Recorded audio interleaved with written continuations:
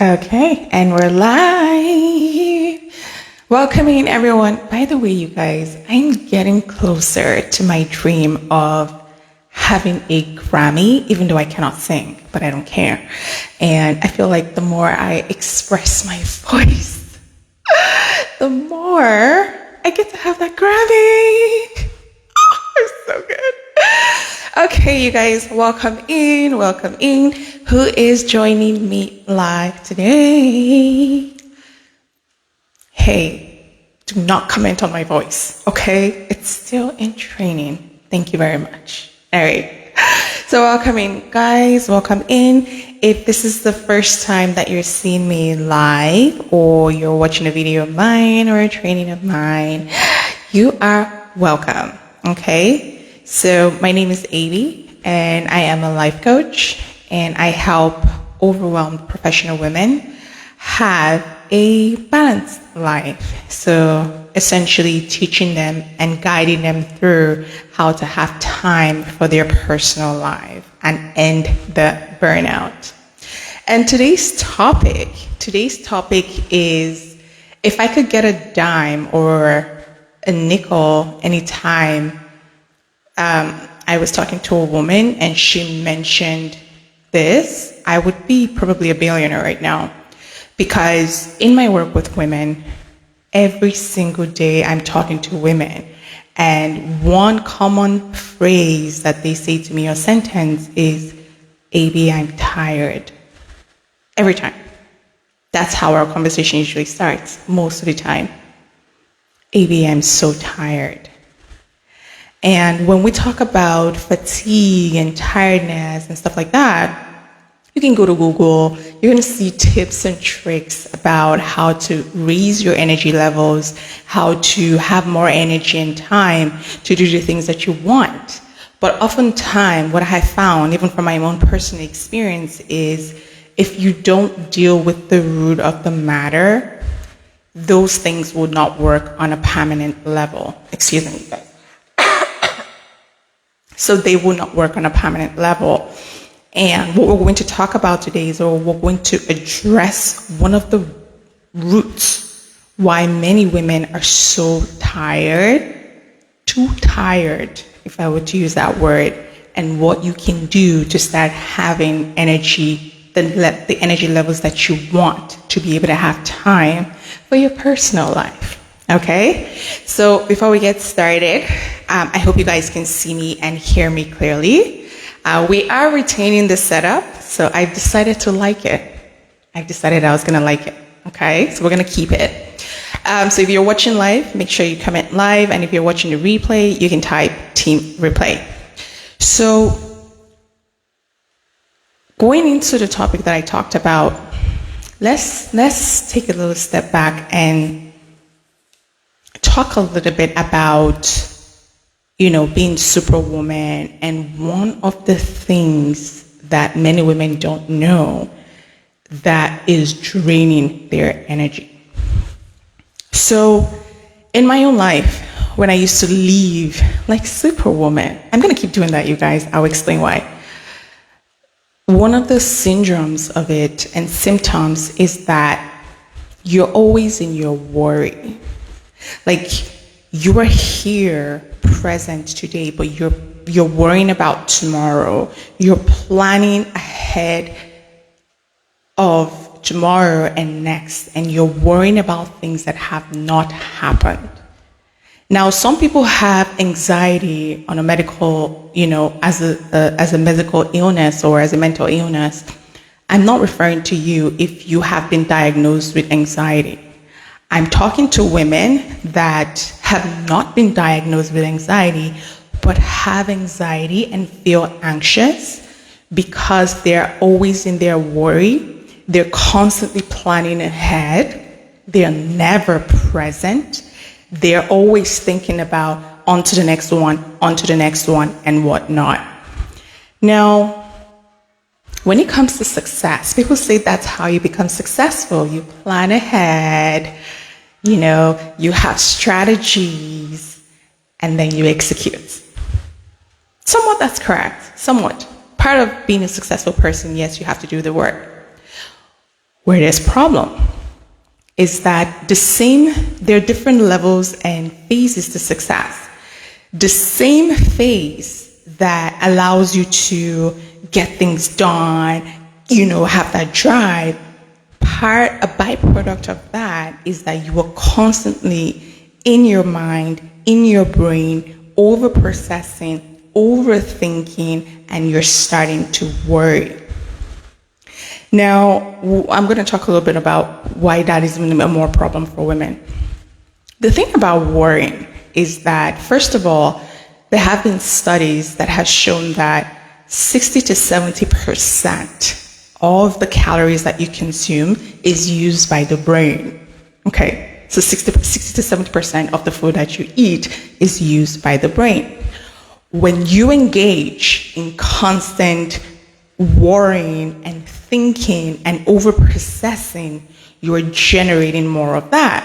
And so when you're generating more cognitive thinking or cognitive ability, aka when you're generating more brain activity, it's consuming more calories. Okay, let's leave that. Now, one of the things that a lot of women don't know is that when we are in that state, problems start. Things start to emerge. And before we even get into the problems, there's an underlying thinking pattern in women who are like this that they're not aware of. And that's what we're going to address today. So again, it's great if you are the successful boss babe, you're killing it at work, you have a great career and stuff like that. That's good. That's really good. But if you notice that you have no time, no energy to do anything else, one of the things that could be causing it, again, is because you are always over worrying and planning ahead and also thinking that you have to get things done. Where that thinking comes from, where it starts to originate is when you start to think that if I don't do it, nobody else will. If I don't do it, nobody can do it like me. If I don't do it, nobody will do it. I'm the only responsible person in my team, in my family. Nobody wants to help me. If I don't do it, nobody can do it like me, and stuff like that. This thinking pattern, because I'm going to tell you guys my story. This thinking pattern pushes a lot of women to start to worry more. Why? Because they don't believe they have support and help. And so they feel like they need to stand only on their own 2 feet. Now, the problem with that is humans are social beings. We need to be able to connect and trust people to feel safe. As a woman, one of your primary needs is security, the need to feel safe. You are wired to have that need first. When you are always in your worry and you feel like nobody can do something like you don't trust people to execute things for you, you can see why that starts to cause more problems. And again, one of the symptoms of that problem is the low energy. Because you haven't even done anything, all of the processing is taking brain in here. And that is depleting your energy without knowing what's going on. And so oftentimes when I'm talking with women, they would say, "Maybe it's not even that I have so much work. I don't even want to get up in the morning. I haven't even done anything and I'm already feeling low energy." Sometimes it's not even that I'm being overloaded. It's just, I just have low energy.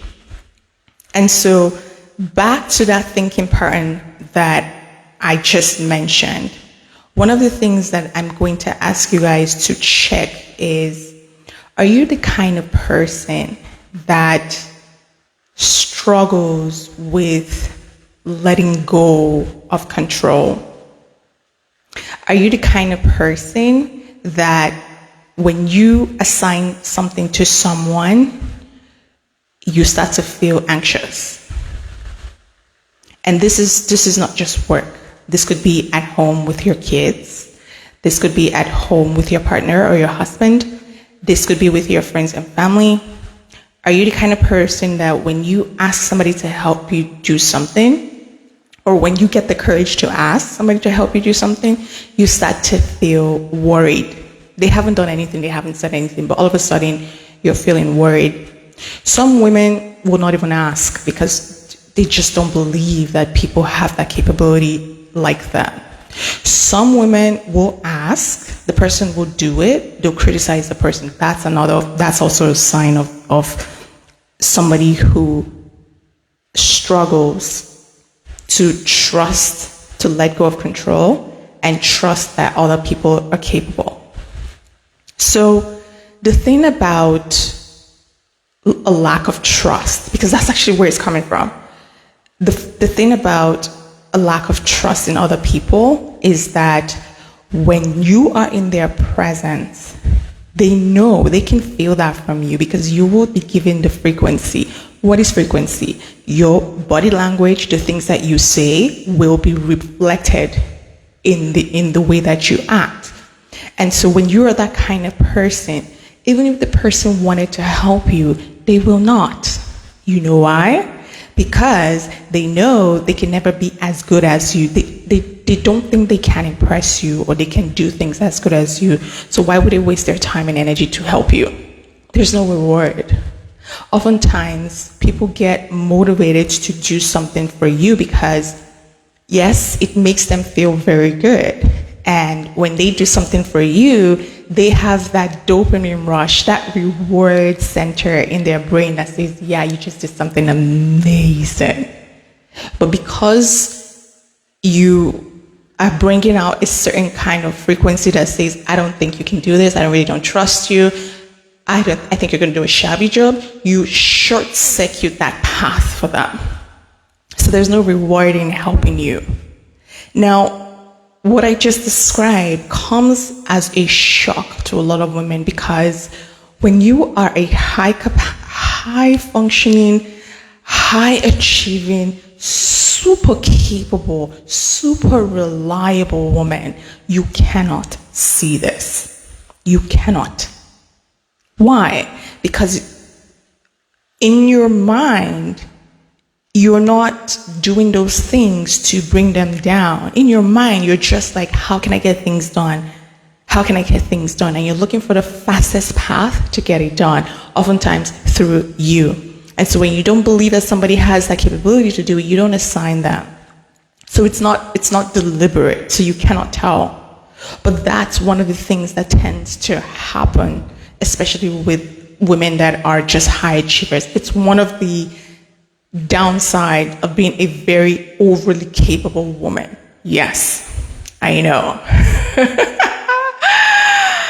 I know. But there's hope. Because oftentimes we get into this phase where we start to think like, oh, there's a problem with women that are high function. There's nothing wrong with you. You just need to balance out your energy. That's all. There's nothing wrong with you. But this is to give you that awareness so that you know what's going on. Now let's go back to the issue of trust. So part of another thing that causes women to be in their worry and project that to others, because that's actually you worrying is a way of saying that you don't trust that you will be provided for, you don't trust yourself, and you don't trust others. And of course, when you don't have something, you cannot give it. So part of the way that this also plays out is that you would notice that you feel like you have no control over your own life, so there's also a need to control other people's lives. Let me explain how this showed up for me. So because I had zero personal life, like you guys, many of you know my story, I used to work 70 to 80-hour weeks until it almost took my life. I collapsed in my house from exhaustion, and I noticed that I used to be so controlling. Me give you something to do for me, you're joking. You can never do it perfectly like Amy. You can never do it like Amy. You can never do it. And so, because I had no control over my personal life, it wasn't going the way that I planned. It wasn't going the way that I wanted to. Normally, they would say, when you get to my age, you get a job, you get married, you have kids and stuff like that. All the other things of my personal life wasn't going well. And so I would try to control everything in my professional life because that was actually the place where I could feel a false sense of security. And part of feeling that false sense of security is I would want to control everything, and I would be worrying about controlling what's going to happen the next day so that, I can show up as a super capable, superwoman, whatnot. And part of that is that my brain will go into worry, fear, and anxiety. And each time I would go into meetings with people, I'm constantly in fear. Why am I feeling afraid? I'm wondering, am I showing up perfectly? If people ask me if I need help, in fact, if I'm going to be honest, people didn't used to ask me. You know why?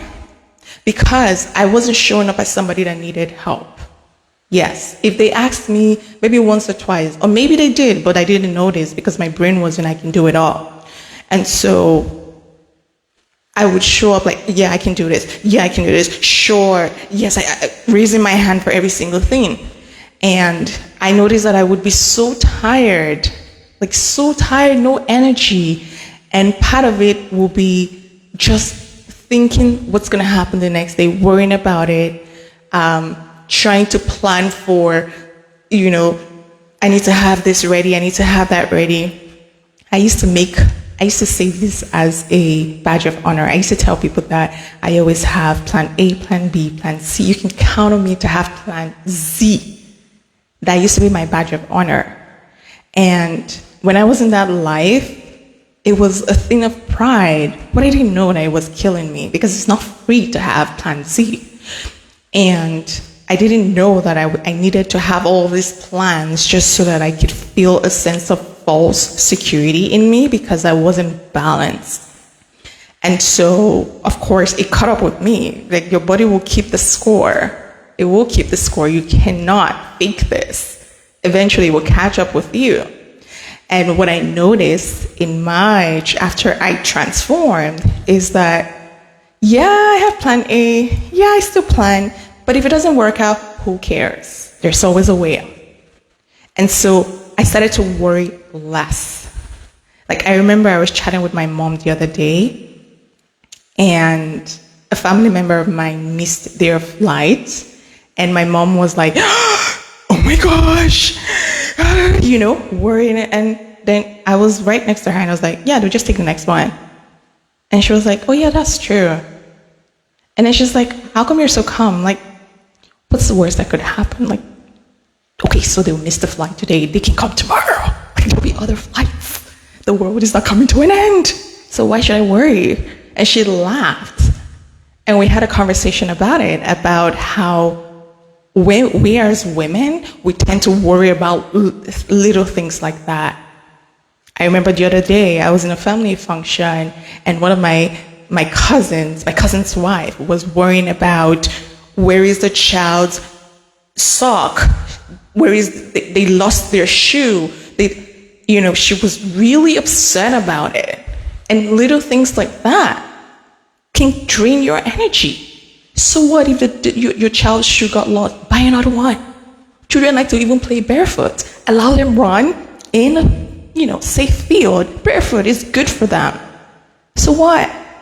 But we may look at that incident that I just gave and say, oh, this woman is always worrying. But worrying is addictive. You don't just start worrying about little things just because of you need to worry. No, it starts from every single thing that you're doing. Your brain is keeping score, and the more you engage in thoughts that cause you to worry and have a lack of control on how you can take care and take charge, the more you're going to do it. The more you're going to do it. Sometimes I'm in meetings, somebody is talking about how this is a problem, there's a problem, there's a problem. And I'm staring and I'm like, so what is the real problem? I don't see it. But in the past, ooh, I would have seen every single thing as a problem. Oh, we need to do this. Oh, this hasn't been done. Oh, this. Why? Because my brain at that time used to be used to so much overthinking, over-processing, overdoing it. And that's because all of these thoughts are addictive. You guys go online. Look at the comments. Somebody posts a beautiful picture and people have taken that picture into something else. And you're looking at them and it's like, what's going on here? And it's easy to criticize them and think that something is wrong with them. But these are actually symptoms of the same behavior that I'm describing today. Symptoms of the same behavior. And specifically for women who are high achievers, this is for you. This is for you. Do you believe, do you have trust that people are capable? Another way this shows up is when people try to help you because you're so tired. When they try to help you, you jump in and say, no. You jump in and teach them how to do it better. Those are also signs of all of this. These are also signs that you don't trust that people are capable. And they zap your energy. And the sad part about this is that we blame others. Because if you think about it, it kind of looks like their fault. Because you're this hardworking woman, you're doing it all. Like, are they blind? Can't they see that you're overworked? Can they see that you're stressed? Can they see that you're tired? So it looks like they're the problem. But if we take an objective step back and just for a moment remove that lens of they are the problem and just remove yourself from the situation and just picture two people, you would be able to see that there's no space for them to help you. And even when they help you, you criticize them for it, not consciously. You may not say it, but it will come out in your body language. And that short-circuits the loop of reward for them to help you in the future. And so what that causes you is to also continue to feel more overloaded and more, you're going to start worrying even more because now, again, you don't have that support that you need as a woman. Like, it's your basic need, like food. It's your basic need to feel safe and to feel secure. Take the most feminine woman and put her on an island by herself with cats and dogs and leopards. She'll become the most masculine being there because there's no sense of security or safety. There's no sense of security or safety. And when I see this, because when I'm working with women and they're narrating their day for me, or they're narrating something that happened in their house and like their children don't want to help them and stuff like that, and I ask them questions like, so what really happened? How come your son refused to help? And they're like, well, I told them that that's not how you do it. That's not how you do that. You should do it like this. And I'm like, how old is this person? They're like, well, 14, 15. I'm like, these are adolescents that are going into adulthood, right? Nobody wants to be controlled like that. Nobody wants to be told what to do. We don't like to be told what to do. My 2 or 3-year-old niece, she doesn't like to be told what to do. If you tell her, Adura, go do this, she'll say, no. So then you're doing that to a 14-year-old, right? But again, it's not for you to start to feel sorry for yourself. That's not the point of all of this. This is to give you awareness. Because many times women will tell me, oh, I didn't know that. And I'm like, yeah. Because when you're in your superwoman and do it all, you cannot see these things. You cannot. But the symptoms of always being in that mode will show up. And part of that is the lack of energy that you're feeling to do anything else. Okay? So what is the very first thing that you can start to do if this is something that you struggle with?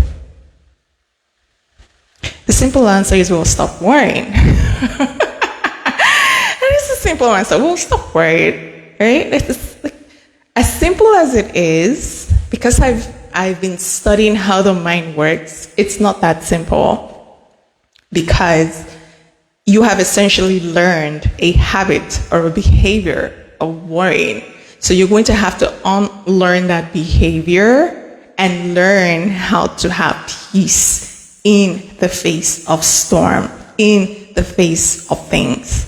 That's actually how you do that. That's how you overcome this. And part of the work that I do with women is we go deep into where that need to show up as superwoman comes from. Where did it come from? And why is it that we struggle to trust people?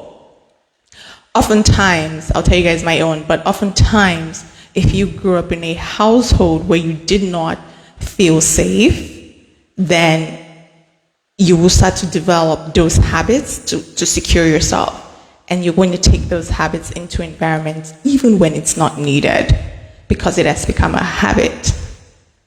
In my own case, it was a combination of things. It was the need to feel worthy of being who I am as a woman. It was the need to, gain attention and feel good about myself, because I did not feel good about myself. It was a combination of always feeling the need to prove myself, because I grew up in a big family and I was like the second to the last among the youngest, and I never felt like I had a place in that family. I never felt seen or heard. So that just really buzzed the need in me to go find it somewhere else, and work was the very first place that I found it. So these were a combination of things that were causing me to be overly functioning, needing to plan to Z, needing to have this done, and not trusting that people can do things for me.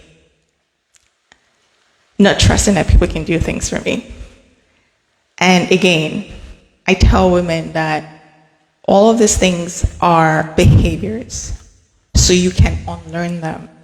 You can actually change them, but you need to decide that you want to change a behavior before it changes.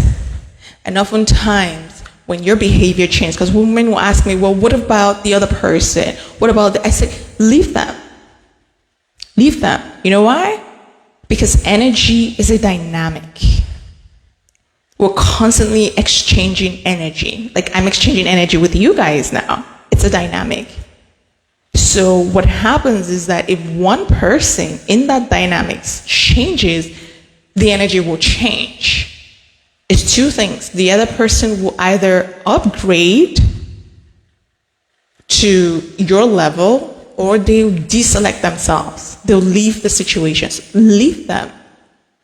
The process will self-correct itself. You do your part. You start to take those steps to develop a sense of security and a sense of safety in who you are as a woman, and not getting that from the work that you do, the family that you have, the business that you have, and all that stuff. Find that safety in you first, and whatever dynamics that you're in, it would auto-correct. There's no other way. There's no other way. No other way. And so if you are relating to anything that I said today, whether it's the part of finding yourself as being overly capable, and people call you independent, people call you superwoman, people call you boss babe, people tell you, oh my gosh, you're so strong. How do you do it? You're so strong. If you hear this a lot, and you're noticing that you feel like you're on an island and nobody wants to help you, or that you're overthinking and overprocessing every single thing because you're trying to plan for this, plan for that, and it's causing you to feel worried. It's causing you to feel anxious. And because of that, you're noticing that you have low energy, low morale to do anything. Many times, too tired to care is what women would tell me. It's not that I don't really care. Maybe it's just that I'm so tired, so I don't even care, you know? If any of that talks to you, okay, so one of the things that I would invite you, first of all, is acknowledge it. Acknowledge who you are now, because that's where healing starts. That's where healing starts. After you have acknowledged it, the next step is, do you want to get professional help, or do you want to do this by yourself? This is your decision. If you need some help, this is the work that I do. Speaking from somebody who struggled for years to even acknowledge that this was a problem. Well, I didn't know this was even a thing. I didn't know at all. So this is the work that I do. I will work with you to, first of all, calm your nervous system down. And then we will get to the bottom of why you're feeling so unsafe and feeling so insecure. And when I use that word, don't see it as, oh, I'm feeling insecure. And it's not a negative thing. Think of it as a description for the emotions that you're feeling that's causing you to worry. We only worry when we're not sure of something. We don't feel safe around something. When you see a snake coming, that I would worry about, okay? I would worry about that. I do not like that. So things like that will cause you to worry when you don't feel safe, okay? So we will work to get to the bottom of the issue. Why is it that you're worrying so much? And then we will come up with a plan for you to release those fears and those worries so that you can start to have the mental space to be able to engage in the things that you want to do, whether it's have more time for your kids, whether it's enjoy being a successful woman, enjoy your career. Many times women will want to quit. 6 months later, they're still in the same problem. A year later, another company, same problem. How do I know this? I repeated the same thing. 3 different companies, same problem. The third company was when I knew I had a problem. And that still didn't stop me until what happened. Okay? So instead of quitting is not the answer. At least not yet. Okay? So we're going to work together what is the problem first?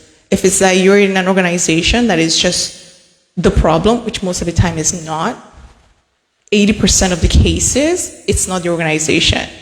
It's in those rare circumstances that it's the organization.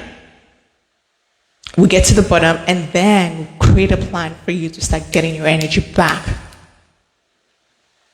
Okay? So these are avenues that you have available to you. But the first step is acknowledging it first, knowing that there's actually a problem that needs to be solved. And a big enough problem that you're not willing to keep going further in life and numbing the pain of living an anxious life. Because I'll tell you guys this, the life of somebody that is at peace, calm,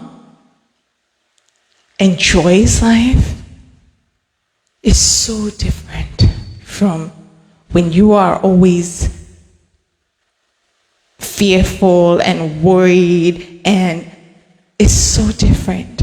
So it's like night and day.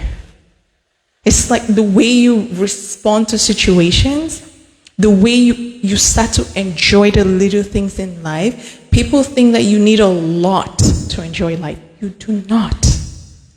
You do not. Yeah, luxury is good. I like luxury. I'm not going to sit here and deny it, okay?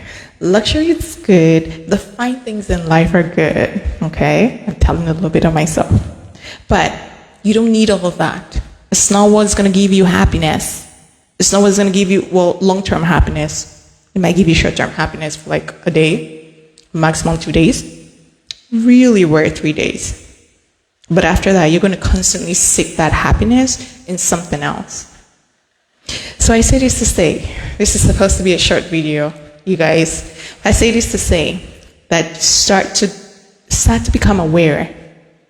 Create that awareness in you, and then decide what the next step is that you want to take. Okay? So that was all I had for you guys today. Any questions, concerns, thoughts, clarifications that you need before I end this live? One more thing that I wanted to say, I'm beginning to plan for our next masterclass, but give me some time. Still thinking about how that's gonna look like. Okay, well, other than that, ladies, I will see you next week, maybe, or maybe not. Bye.